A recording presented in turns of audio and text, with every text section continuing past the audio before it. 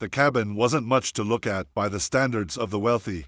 It was small, built from rough-hewn logs, its wood weathered by years of mountain storms. The roof sagged in places, the porch creaked underfoot, and the chimney leaned ever so slightly, as though bowing to the weight of time. But to Keanu Reeves, that little cabin was sacred. It wasn't a symbol of wealth or prestige. It was a monument of love, sweat, and memory. He could still see his father's rough, calloused hands guiding his younger ones as they stacked beams and hammered nails. The two of them had built it together, plank by plank, when Keanu was barely out of his teenage years. Every board carried a story. Every nail was a memory driven deep into the heart of the mountain. And when the sun dipped behind the peaks, painting the sky in fiery shades of red and gold, it was from that very porch that Keanu and his father would sit, in silence, watching the world fade into night. It was there, on that porch, that his father had told him, "Son, a home isn't made of wood and stone. It's made of love. Protect it, because one day it will protect you." Those words had stayed with Keanu long after his father passed, echoing in the silence of the cabin's wooden walls. Years later, when the Hollywood spotlights grew too harsh, when the noise of the world threatened to overwhelm him, Keanu returned to that cabin. It was his sanctuary, untouched by the chaos of fame and fortune. He'd drive up the winding mountain roads in an old pickup truck, not a sports car, with no entourage trailing behind him. To the cabin, he wasn't Keanu Reeves, the superstar. He was just a son, remembering a father. The quiet of the forest gave him something no mansion in Beverly Hills could, a sense of belonging. He chopped his own wood, carried his own water, and sat on the porch with a mug of coffee, listening to the whisper of pines swaying in the wind. To anyone else, the place was old, unimpressive, even outdated. But to Keanu, it was priceless. It was the last bridge to his father, and he'd be damned if anyone ever tried to take it away from him. But time has a way of changing landscapes, not the mountain itself, but the people who move onto it. What was once a wild, quiet refuge slowly began to fill with gated communities. Wealthy families moved in, bringing manicured lawns, marble driveways, and security gates that tried to carve order into the wilderness. And with them came the HOA, the Homeowners Association, a group of self-appointed rulers who believed they could dictate not only what people built, but how they lived. To them, Keanu's cabin wasn't sacred. It was ugly, an eyesore, as one woman sneered while driving past in her gleaming SUV. They looked at the logs and the sagging roof and saw something beneath them. They didn't know its story. They didn't care. They saw land, rules, and money. And in their world, love meant little compared to appearances. Still, Keanu ignored them. He'd see their perfectly pressed polo shirts and clipboards as they made their rounds, inspecting driveways and checking fences, and he'd smile quietly to himself. Let them play their little games, he thought. His cabin had stood long before their mansions, and it would stand long after. He had no desire to argue, no wish to fight. He lived in peace, as his father had taught him. Yet beneath that calm exterior, Keanu carried a wisdom most of them couldn't fathom: patience. He knew that when people underestimated you, when they mocked your silence, they revealed more about themselves than about you. And so he waited. He waited for the day they would cross a line so sharp, so cruel, that they'd awaken the side of him they never saw coming. For Keanu Reeves, that cabin wasn't just shelter. It was legacy. It was the place where a father's hands had built not just walls, but character. And though the HOA would soon try to take it from him, they had no idea that the quiet man who sipped his coffee on the porch wasn't someone they could push around. He was someone who thought 10 moves ahead. Someone who, even in grief, planned with clarity. Someone who could turn a demolition notice into a lesson in humility. But for now, he simply sat on that porch, listening to the mountain winds, his father's words alive in his memory. Protect it, because one day it will protect you. The first signs of change came slowly. At first just survey stakes hammered into the soil, bright orange ribbons flapping against the mountain wind. Keanu noticed them on his walks, those strange plastic markers cutting across the wilderness like scars. He had shrugged them off at first, thinking perhaps it was nothing more than some roadwork or a power line extension. But within months, the silence of the mountain began to break. Bulldozers arrived, chewing through pine groves that had stood for 100 years. Trucks rumbled up the old dirt paths, leaving trails of dust that settled thick in the air. Keanu would sit on his porch, watching the horizon as rooftops began to rise where once only eagles had flown. Expensive homes, built fast and tall, their pale walls clashing with the earth's natural colors. He knew then what was coming: civilization, rules, and the people who thought the mountain could be tamed with fences and regulations. It wasn't long before the HOA was born. The Homeowners Association presented itself as a guardian of community standards, a phrase that always made Keanu smirk. To him, community had nothing to do with glossy pamphlets or bylaws written in sterile legalese. Community was when his father brought soup to a neighbor in winter, when they helped one another raise barns or cut wood after storms. But this HOA wasn't about helping, it was about control. They printed newsletters warning against unapproved structures. They lectured residents about lawn heights, mailbox colors, and the integrity of shared aesthetics. It was laughable, almost theatrical, but their power grew quickly. Families who had spent millions on their new mountain homes weren't about to tolerate anything that clashed with their carefully curated image. And to them, nothing clashed more violently than Keanu's old cabin, his sacred refuge, now labeled an eyesore. The whispers began before the first complaint was ever filed. Neighbors in pressed clothes, sipping wine on manicured decks, pointed at the smoke rising from Keanu's chimney. They scoffed at the old pickup parked in the gravel drive. "It brings down property values," one man muttered. "Who even lets a shack like that stand? This is supposed to be a luxury community." They didn't know, or maybe they didn't care, that the man inside that cabin had more wealth than all of them combined. To them, he was just a stubborn holdout clinging to the past, someone who refused to conform. They mistook his quietness for weakness, his simplicity for poverty. What they couldn't see was that Keanu's silence wasn't born of ignorance, it was born of restraint. He could have bought and sold every one of their homes without blinking, but he chose not to. Because for him, this mountain wasn't about money, it was about memory. The HOA board made its first move one summer evening. A group of them, 3 men in polo shirts and a woman with a clipboard, marched up the gravel path to his porch. They smiled, but the kind of smile that carried more arrogance than warmth. Keanu rose from his chair, calm as ever, coffee mug in hand. They introduced themselves, spoke of new community guidelines, and handed him a packet of papers thick with rules. His cabin, they explained, violated several of them. It wasn't built to code, it didn't meet visual standards, and it occupied a plot that lowered the aesthetic of the development. Their words were clinical, stripped of humanity, as if the place where a father and son once watched sunsets was nothing more than a problem to be solved. Keanu listened quietly, nodding occasionally, never raising his voice. When they were finished, he thanked them, folded the papers neatly, and set them on the porch table. They left thinking they had intimidated him. But if they had looked closer, they would have noticed the faint smile tugging at the corners of his mouth, a smile that said he was already 10 steps ahead. In the weeks that followed, the HOA grew bolder. Letters came in the mail, each one more insistent than the last, citing rules and threatening fines. Neighbors avoided Keanu at the general store, some out of discomfort, others out of quiet disdain. He could feel their eyes on him as he drove down the mountain road, whispering about the man who lived in that shack. Yet Keanu remained unfazed. He spent his days as he always had, splitting wood, reading on the porch, tending to the little vegetable patch behind the cabin. To him, their noise was just wind. But deep inside, he felt the old words of his father stirring again: "Protect it, because one day it will protect you." He didn't know it yet, but the HOA was about to hand him the perfect reason to act. And when they did, their world would turn upside down. It happened on a Tuesday morning, the kind of crisp mountain day where the air carried the scent of pine and the sky stretched impossibly blue. Keanu was out back, stacking firewood, when he heard the crunch of tires on gravel. He wiped his hands on his jeans, stepped around the corner of the cabin, and saw a polished black SUV pulling up. Out stepped 2 HOA board members, their polos freshly ironed, sunglasses gleaming. One of them, a tall man with a clipboard tucked under his arm, walked with the air of someone convinced he carried authority that couldn't be questioned.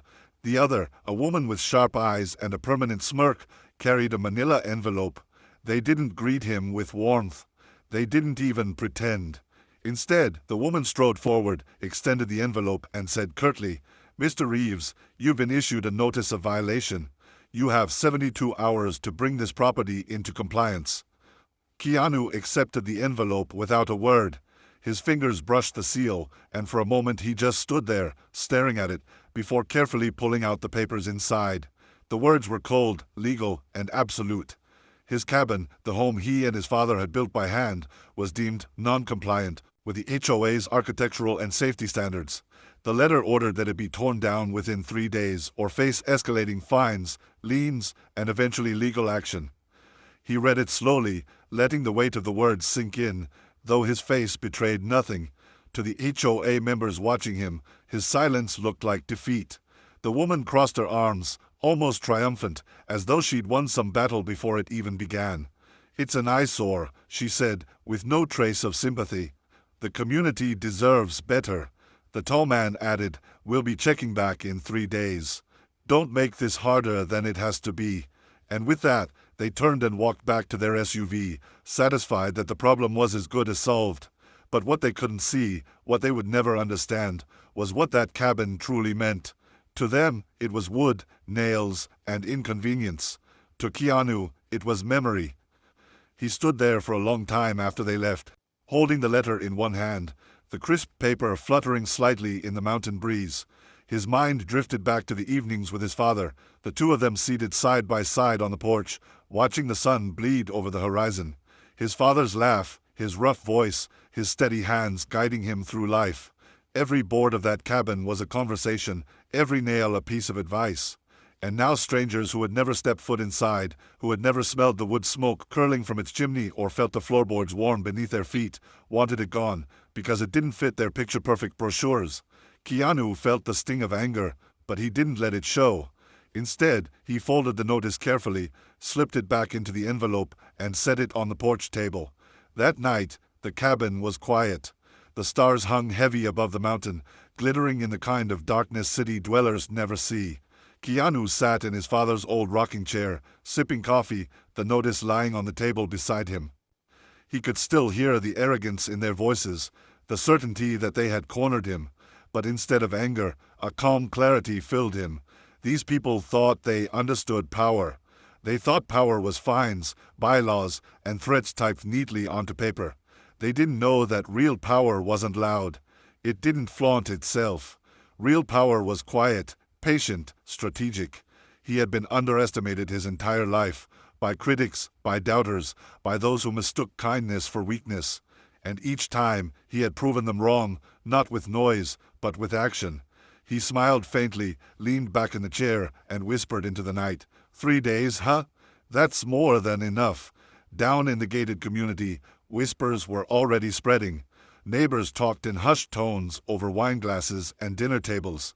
"They finally gave him the notice," one man said. "Good. That cabin's been ruining the view for years." Another chimed in, "Let's see if he fights it. My bet. He folds." They laughed, confident in the system they had built, certain that wealth and rules always won. But while they speculated, Keanu planned. He didn't need 3 days. He only needed one phone call. And when that call was made, everything the HOA thought they controlled would crumble beneath their feet. The night after receiving the notice, the mountain was cloaked in silence. Most of the new residents slept comfortably in their sprawling mansions, security lights casting artificial halos across their manicured lawns. But in the cabin, a single lamp glowed, its warm light spilling across a wooden table scarred by decades of use. Keanu sat there, the demolition notice unfolded in front of him, its words staring back like a challenge. He didn't pace the floor or slam his fists in anger. That wasn't his way. Instead, he leaned back in the chair his father had once sat in, folded his hands, and thought. The HOA believed they had him trapped, 3 days to erase the last living memory of his father. But Keanu knew something they didn't. For 3 years, he had quietly maneuvered behind the scenes, anticipating the very arrogance now aimed at him. And so, as the clock ticked toward midnight, Keanu picked up his phone, scrolled to a number stored under no name, only an initial, and pressed call. The line rang once, twice, and then a deep, steady voice answered. "Mr. Reeves," the man said, his tone both respectful and familiar. "I was wondering when I'd hear from you." Keanu smiled faintly. This wasn't a stranger, but a trusted confidant. His attorney, one of the few people who knew the full scope of his quiet acquisitions. Years earlier, when the first whispers of development reached the mountain, Keanu had acted. Not loudly, not with headlines or announcements, but quietly, strategically.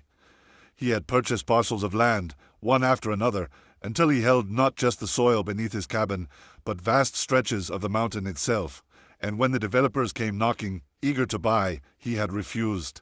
Instead, he let them build their mansions, let them settle into their illusion of control, never revealing that their very foundations rested on land he owned. Now, with the HOA flexing its newfound authority, the time to reveal the truth had arrived. They gave me 72 hours, Keanu said softly, his voice calm but edged with resolve. They want the cabin gone. There was a pause on the other end, then a quiet chuckle. Then I suppose it's time we remind them whose mountain they're standing on. Papers shuffled in the background. The attorney already knew what to do. It was a contingency they had prepared years in advance. All it took was a single instruction from Keanu to set the plan in motion. Triple it, Keanu said simply. No anger, no theatrics. Just 3 words that carried the weight of inevitability. His attorney didn't question him. Consider it done. By morning, every lease agreement will be amended, every legal notice delivered. The call ended as quickly as it had begun, and Keanu set the phone back on the table. He sat in silence for a moment, listening to the crackle of the fireplace, his father's words echoing in memory. Protect it, because one day it will protect you. That day had come. As dawn broke, the mountain stirred awake. The HOA board members gathered in their spotless conference room at the edge of the gated community, sipping coffee and congratulating themselves. In their minds, the problem of the shack was already solved. But just as their meeting began, their phones buzzed simultaneously. Each of them glanced down, frowning, as new emails and alerts appeared. Rent agreements, lease amendments, legal notices stamped with authority. Confusion spread first, then disbelief, and finally panic. The numbers didn't lie. Effective immediately, their rent had tripled. Not just for one home, but for every mansion perched arrogantly on the mountain. Keanu's name appeared on every document, not as a tenant, not as a defendant, but as the landlord. The realization struck like thunder. The very man they tried to evict owned the ground beneath them. Their mansions, their lawns, their carefully curated luxury community stood not on independence, but on Keanu's patience. And now that patience had ended. Back at the cabin, Keanu poured himself a cup of coffee and stepped onto the porch. The morning sun stretched over the peaks, bathing the valley in gold. He took a slow sip, listening as the mountain returned to its natural rhythm, wind through the pines, birdsong drifting through the air. There were no SUVs pulling up his drive, no smug HOA members with envelopes in hand. Only silence. A silence born not of submission, but of respect. He knew that down below, the board members were scrambling, arguing, trying to claw back control that was never truly theirs. But here, on this porch, Keanu stood unshaken, protected by the very legacy his father had left him. They had given him 72 hours. Instead, he had given them a lifetime of rent they would never forget. The chaos began before the sun had fully risen. In kitchens and living rooms across the gated community, phones buzzed, printers spat out papers, and confusion turned to outrage. Families who had spent millions on their mountain mansions stood in silk robes, staring in disbelief at the documents in their hands. Rent tripled overnight. The very ground beneath their homes now demanded 3 times what they had budgeted, signed, and sworn to. Some thought it had to be a mistake, a clerical error, some glitch in the system. But as calls to lawyers and real estate agents confirmed the truth, the panic deepened. Keanu Reeves wasn't just the man with the eyesore cabin. He was their landlord. The same man they mocked at dinner parties, the one they dismissed as a stubborn outsider, now controlled the land that propped up their wealth. At the HOA office, the scene was even more dramatic. Board members paced furiously, their voices sharp and frantic. "He can't do this," one shouted, slamming a fist on the table. Another waved the amended lease agreement in the air, his face red with disbelief. "This has to be illegal." But the HOA president, a man who had once handed Keanu the demolition notice with a smug grin, sat pale and silent. He had read the documents twice, 3 times. Every signature, every seal, every legal phrase was airtight. The ownership deeds were clear. The leases were binding. Their authority, once so absolute, had evaporated overnight. The man they had underestimated had outplayed them long before they ever showed their hand. They thought they were playing checkers. Keanu had been playing chess. Word spread fast through the community. By noon, residents gathered in clusters on the manicured lawns, voices raised in anger and disbelief. "We have to fight this," one woman cried. "This is extortion." But beneath the fury lay something deeper: fear. Because for all their money, all their pride, none of them could escape a simple truth. Their homes, their fortunes, their lifestyles rested on land they did not own. And that land belonged to the man they had tried to push aside. Keanu didn't need to yell, didn't need to threaten. His silence spoke louder than their shouting. While they scrambled, he remained calm, sipping coffee on his porch, watching the storm unravel below. He didn't gloat, didn't celebrate. That wasn't his style. But a quiet satisfaction flickered in his eyes, not from crushing them, but from protecting what was sacred. His father's cabin stood untouched, and now the mountain itself bore his name. The board called an emergency meeting that evening. Dozens of residents crammed into the community hall, their voices a mix of anger and desperation. They demanded answers, demanded solutions. The president stood at the podium, sweat dripping from his brow, struggling to maintain composure. We are exploring our legal options," he stammered. "This isn't over." But the room knew it was. Every lawyer consulted, every paper examined, came back with the same verdict. Keanu Reeves owned the land. He had played by the rules, better than they ever had.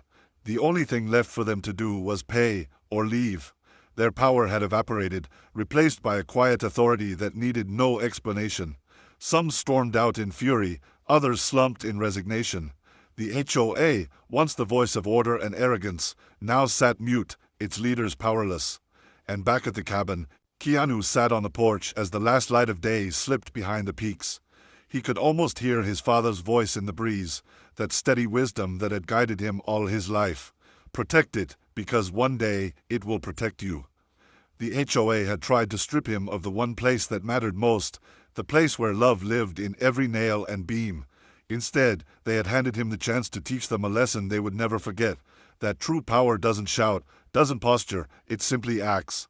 As darkness settled over the mountain, the only sound was silence. Silence from the HOA, silence from the mansions below, and the soft creak of Keanu's rocking chair as he leaned back, the cabin safe behind him, the mountain his to protect.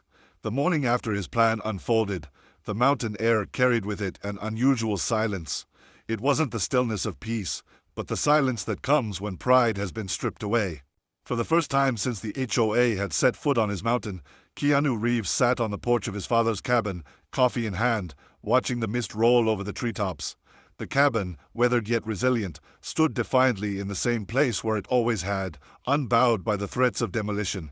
It looked almost alive in that moment, glowing in the soft morning light, as if his father's spirit had wrapped itself around the wood, the nails, and the foundation. The HOA members, once so loud and entitled, were nowhere to be seen. Their expensive cars remained parked, their blinds drawn, their voices quieted. Keanu didn't need to see them to know what they were feeling, the sting of defeat, the helplessness of being outplayed. Their empire of rules had collapsed beneath the weight of one simple truth: the mountain didn't belong to them. It belonged to him.